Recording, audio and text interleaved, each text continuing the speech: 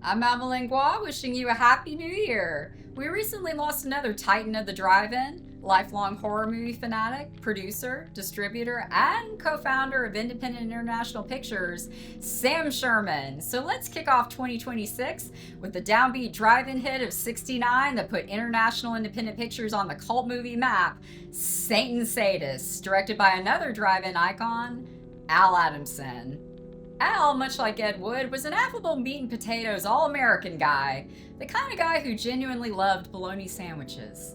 Bologna. Who just happened to make schlocky genre movies for a living. Some genre fans think of Al as a really low-rent schlockmeister, the basement of B-movies. I watched the entire Al Adamson box set that Severin put out about 5 or 6 years ago, and my overall verdict? A few of them were inept and really dull. Several of them were unintentionally surreal mishmashes that ended up being compelling in their awkwardness and weirdness. And a few of them were fun, entertaining drive-in movies with a lovable old-fashioned streak. And in doing research for this show, I've got a fondness for Big Al. Albert Victor Adamson Jr. had show business in his blood. His father, the senior Albert Victor Adamson, was a Kiwi migrant ranch worker whose expertise in writing and roping led to a career in Australian vaudeville and discovery by the William Morris Agency. He immigrated to America to become a silent actor in westerns under the name Denver Dixon. From acting, the elder Adamson graduated producing and directing his own films. Sam Sherman describes him as a maverick filmmaker, a true independent, preferring to acquire his own studio and keep whatever profits his film generated rather than settle for a salaried position. During the Depression, he produced a series of low-budget westerns for about $2,000 each, and to save on costs, he taught his wife Dee how to edit and cut the negatives. Al cut his teeth working for his father, first as an actor, co-starring with his dad, and then filling in as a director when his father left the project in Halfway to Hell in 1960. Al plays a good villain in that. Al started out in the business wanting to be an actor, and at one point he aspired to be a musical actor, but he eliminated this as a possibility because his dance skills weren't up to snuff. More so than the horror films he'd be associated with, Al's favorite genre was old Hollywood musicals. This'll pay off later. Instead, he pursued filmmaking, but of the 5 or 6 movies he directed before Satan's Sadists, most of them ended up getting bogged down with distribution and legal problems or losing money. By 1964, Al was managing The Mutiny, a nightclub in San Fernando Valley, but he wanted to get back into filmmaking. It was through the senior Adamson that Al met ambitious producer Sam Sherman and encouraged the two to start their own independent production company. Al and Sam planned to collaborate on a film called The Unavenged, a big-budget film to be shot in Spain that both men hoped would really help them move up the industry ladder. But when the Spanish financiers pulled out of the project, the film collapsed. Al had sunk $50,000 of his own money into the production, and having spent his last dime flying back and forth to Spain for meetings with the Spanish investors, was flat broke. Sam took this as a lesson they needed to make smaller films where they retained control. While staying at the Edison Hotel in New York City, Al stayed up all night writing out a treatment based on a title provided to him by Sam Sherman. Sherman loved the treatment, so with the promise from Dan Kennis to raise money for the picture and join the two in starting a distribution company, Al returned to Los Angeles and co-wrote the screenplay for Satan's Sadists with Greydon Clark. Of the movie, Al said, "We made a picture that would be sellable, and we wanted to put things in it that would jolt the audience. We wanted to put some things in there that were different. Our goal was to make the best film we could make for the amount of money we had to spend, and put it out and hope that it was a success, and we accomplished all those things." The Satan Sadists are an outlaw roving biker gang led by callous psychopath Anchor. Although I'd argue his worst crime is wearing that stupid hat. I hate a stupid hat. What was it with the late 60s and early 70s and the proliferation of stupid hats? That's a real sign of cultural decay that nobody ever talks about. Gina, where's my hat? Yeah, let me think for a minute. Are we in trouble? Anyway, where are they going? They don't really know and they don't care, torturing and murdering anyone who gets in their way. The Satan Sadists blaze into a small California desert town where they lay siege to a diner populated by a Vietnam veteran, a retired cop and his wife, the gruff diner owner, a 1960s cutie pie waitress, and a trio of geology students with teased up hair. The desert knows no mercy, and neither do the Satan Sadists. Who will survive, and what will be left of them? Al Adamson was known as the master of the hodgepodge film. A lot of the films he directed started out as one type of picture, but then due to market demands were then transformed through reshoots and other existing footage into something that feels more like 2 or 3 different films crammed into one. The most famous examples being Psycho a Go-Go and Dracula vs. Frankenstein. It's a weird art form unto itself. So, while some of Al's other films can come off more like a jumbled patchwork, Satan Sadist is easily his most cohesive film. I'd also say it's easily his best film and his most entertaining. He's not as polished as some of the other low-budget auteurs I've talked about on this channel, like Russ Meyer, George Romero, or Lee Frost, and one of the recurring criticisms of Al was that he could be a cheapskate, which unfortunately ends up being reflected in the quality of some of his films. Greydon Clark joked that not being paid by Al was what led him to strike out and make his own movies. But I think Satan Sadist is Al's most accomplished film as far as filmmaking, writing, and editing goes. Some of that credit belongs to frequent Adamson collaborator, cinematographer, and editor, Gary Graver. I've talked about Gary a few times on this channel. He's the only guy who could brag about being go-to DP for both Al Adamson and Orson Welles. I think Al was at his best when he was working with Graver because the guy really puts his all into whatever he does, especially considering his limited budget and shooting schedule of only 10 days. Gary Graver's desert photography is terrific. IAP films always have fantastic opening credits, and in some cases, the opening credits are better than the movie. But Sam Sherman felt those were necessary to grab the audience's attention straight out of the gate. Satan Sadist is no different, also boasting a fantastic soundtrack by Harley and the Nightriders. My favorite, of course, is the main title theme.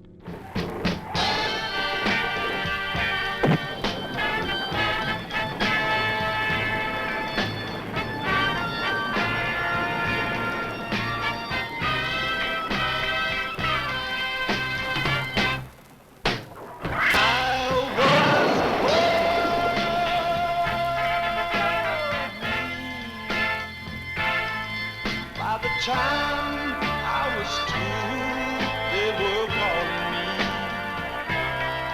me Satan. I was born mean. By the time I was 12, I was killing for Satan. The film also boasts a wonderful knockout performance from Russ Tamblyn as Anchor. Tamblyn was of course a former child actor who rose to fame in Hollywood studio musicals, most famous for playing the lead in West Side Story and co-starring in 7 Brides for 7 Brothers. He also played more serious dramatic roles, such as in one of my personal favorites, The Haunting. David Lynch fans will know him as Dr. Jacoby on Twin Peaks. But by the late 60s, Tamblyn had drifted away from acting on the big screen, preferring to live a bohemian lifestyle and focusing more on visual art and sculpting. He was considered a terrific get for Adamson and Sherman, and Tamblyn really gives his all in this performance. He enjoyed working with Al because Al let him improvise and add his own wrinkles to the character. The glasses Anchor sports in the film were Tamblyn's own shades, and that hideous hat was a costume piece he had kept from a previous film. Most notably, though, Tamblyn improvised this famous monologue. You're right, I am a rotten bastard, I admit it. But I tell you something. Even though I got a lot of hate inside, I got some friends who ain't got hate inside. They're filled with nothing but love. Their only crime is growing their hair long, smoking a little grass and getting high, looking at the stars at night, writing poetry in the sand. And what do? You bust down their doors, man. Dumbass cop. You bust down their doors and you bust down their heads. You put them behind bars. And you know something funny? They forgive you.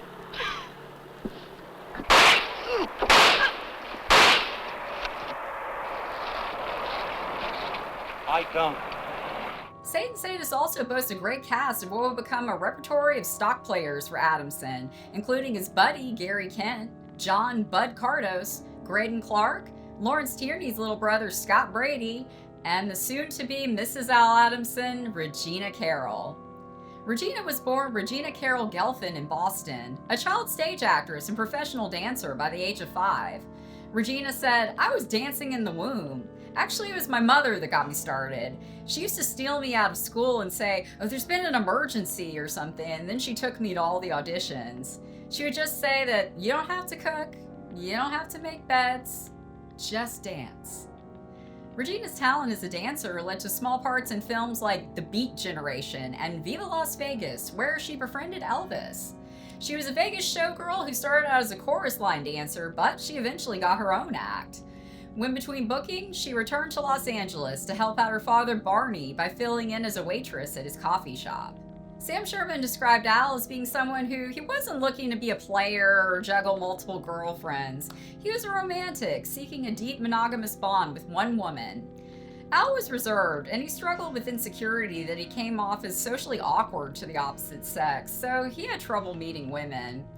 But while beginning pre-production on Satan Sadists, he would regularly visit Barney Gelfin's coffee shop, which was near his office. Regina claimed, hearing Al was a director, that as his server, she accidentally on purpose spilled coffee on him to get his attention and strike up a conversation. Doesn't he know I dig him? Regina succeeded in making an impression, and not only was she cast as Anchor's biker mama, Gina, in Satan Sadists, but she and Al became an item almost immediately. Sam Sherman recounts, despite the low budget and breakneck shooting schedule, there was a tremendous amount of camaraderie on the set. Two couples found true love on Satan Sadists, not only Regina and Al, but also Jackie Taylor and co-writer Greydon Clark. They were married until Jackie's death in 2003. Jackie was really good at playing upbeat ingenue types. Those characters can be punchably annoying. I got a knife here in my pocketbook and I'm gonna cut you up after class. But Jackie always comes across as cute and genuinely sweet instead of grating. Satan Sadist reminds me of an existentialist western reshaped for the late 60s drive-in. Instead of a gang of bandits besieging a microcosm of America in the desert, we get a gang of sadistic, drugged-out bikers. I tend to love movies that came out of a bad place. Two of my all-time favorites I've talked about on this channel are Super Vixens and Martin. And Satan Sadist really feels like a purging of feelings of hopelessness Adamson was feeling about his life and his career. The film really articulates the feelings of drifting, anger, and alienation from a very group of Americans in a culture and society that had changed very rapidly, an empire that had peaked and was now appearing to decline. Sam Sherman said, "Even though it was a rough film, everyone agreed it was going to do a lot of business. Admittedly, it is a rough film. It represented not only the social mores of the era in which it was made, but also the hostility going on in real life at the time. The 60s was an era of drugs, rebellion, sexuality, and the emergence of young people who didn't want to follow in the traditional footsteps of their families. It spoke to a whole generation mad at society and resonated with buyers certain it would attract audiences." Some would take this to mean the hippies, but hippies really weren't driving kind of people. So much ink and oxygen has been spent on the hippies and the late 60s counterculture, because those people just can't stop bloviating about how supposedly amazing they are. Writing a book, hippie? Why don't you go listen to some folk music and give me a break? But I think Satan Sadist spoke to a much larger cross-section of American youth who were both fed up with the established order, but also felt alienated by the shortcomings of the hippie movement. The drive-in audience for Satan Sadist was largely in the South and the Midwest, a good number of them working class, the kind of people hippies like to take a dump on regularly. These were young people who rejected the complacency and conformity of their parents, who felt the quality of life promised to them was slowly eroding by changing economic forces, who felt abandoned by both political parties, and who were watching their brothers get sent off to Vietnam. Young people who, much like the characters in the film, felt lost and disillusioned. I give the credit to the Marine Corps. They taught me that the most important thing in the world is to stay alive. Well, at least if you're alive, you've got a chance to find out what it is you're looking for. Gary Kent's character Johnny is left haunted and alienated after his service in Vietnam, venturing to Los Angeles to try to live a little after being confronted with his own mortality. Jackie Taylor's Tracy is trapped by financial circumstances, working as a waitress and struggling to save money so that she can go off to college and hopefully better opportunities. Gotta get out of here. I don't want to be a waitress all my life. I want to be somebody. Well, you're a person, aren't you? And everyone that's a person is somebody. Kinda hard to be somebody way out here. Gotta get to a big city and meet somebody important and get married. Well, good luck. I hope you find what you're looking for. While both Johnny and Tracy feel disillusioned, they're not entirely hopeless either. Unlike the Satan Sadists who have succumbed to total nihilism. Man, you're always alone. Not as long as I got this. All you think about's LSD. One long trip. One of these days, you're gonna take a trip and never come back. Yeah? You think so? Groovy. The gang are all products of dysfunctional, abusive families who form their own ad hoc dysfunctional family to enable each other's worst impulses. Don't let it bug you. You'll be riding with us for a long time. We gotta stick together. Ain't much, but it's better than nothing. Boy, I've had a lot of nothing. Unlike Johnny and Tracy, they don't believe in anything, drifting aimlessly across America's highways in search of kicks through sex, drugs, and violence. The violence in Satan Sadists is surprisingly visceral, I think because Anchor is shocking in his nihilistic cruelty.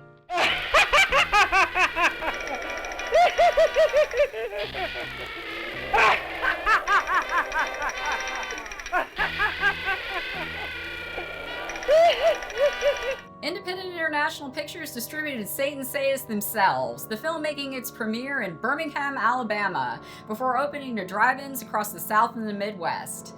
Sherman claims he had 50 prints of the film made to send across the country, and they never stopped playing. The film also had a great ad campaign, which got a boost off of the Manson family murders. Al and his buddies, Gary Kent and Bud Cardos, actually had a real-life encounter with the Manson family while filming Lash of Lust on Spawn Ranch. Al suggested that due to similarities between the Manson killings and some of the events in the film, they could use that for some extra publicity and promotion. Some could argue that was in bad taste, but hey, to me, bad taste is what the movie business is all about. Sam Sherman claimed that the idea resulted in getting booked first run where it hadn't been shown previously and reissued in theaters where it had already played.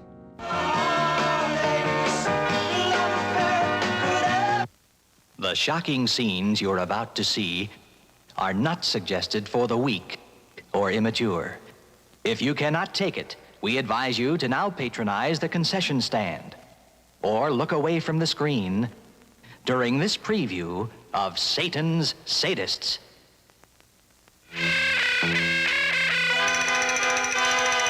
The film was a box office hit at drive-ins and eventually did huge business worldwide, enabling Independent International Pictures to continue to produce films for drive-ins and indoor theaters. Sherman said of the picture, "I have a great admiration for the film, not only because of its unique quality, but also because its success laid the groundwork that allowed us to form IIP. I hate to end on a downer note, but Al and Regina's story unfortunately has a tragic end. Sam Sherman said about Al and Regina, "Al Adamson was like the brother I never had. We were very close, the best of friends. His wife Regina was as nice and sweet a person as you would ever meet. I miss them both greatly." Al and Regina moved in together not too long after Satan Sadists, and they were married in 1972. Married life was blissful for the two of them. They both loved the desert, and they lived happily in Palm Springs. Regina had suffered a painful mass in her midsection that had to be removed. The doctors recommended that she have a hysterectomy as a precautionary measure, so Al and Regina were unable to have children. But they were both big animal lovers, so there was always a posse of puppies in their house. They liked watching all their movies together, since most of the cast and the crew involved were also their good friends, so it was like watching home movies. Al and Regina were two peas in a pod. Their only point of contention was that Regina was a lifelong smoker, a habit Al desperately wanted her to quit. Regina was later diagnosed with cancer, and she battled the disease for several years. Al remained hopeful that there'd be advances in medicine and that Regina would beat the disease, but she departed this dimension in 1992. Al was heartbroken over Regina's death. He later dated blonde actress Stevie Ashlock, but the people closest to him said Al never recovered from losing Regina. After Regina's death and the defeat of the drive-in by soulless corporatism, Al drifted away from filmmaking. But fortunately for him, he had a knack for real estate, making a nice living fixing up and flipping houses and renting out properties.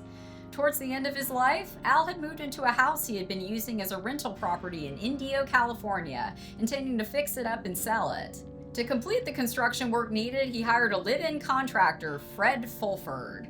Friends of Adamson recounted that they found Fulford untrustworthy or just plain creepy, noting that Fulford began combing his hair in the same style as Al and sporting similar clothes. But Al saw him as an employee and a buddy. But upon realizing that Fulford had stolen money from him, Al told his brother and close friends he planned to confront and fire Fulford. Shortly thereafter, Al went missing. Suspicious relatives and friends informed the police of their worst fears about Fulford. Upon search of the house, police found that Fulford had recently removed Al's beloved indoor jacuzzi and repaved the room with cement and tile. It was under the cement that investigators discovered Al's body. Fulford was arrested and convicted of the murder of Al Adamson. A drive-in icon and not to mention all-around nice guy really deserved better. Join me later this month to continue to honor the legacy of Al and Sam Sherman for the time they teamed up to make a musical. Cinderella 2000. But until then, stay sick.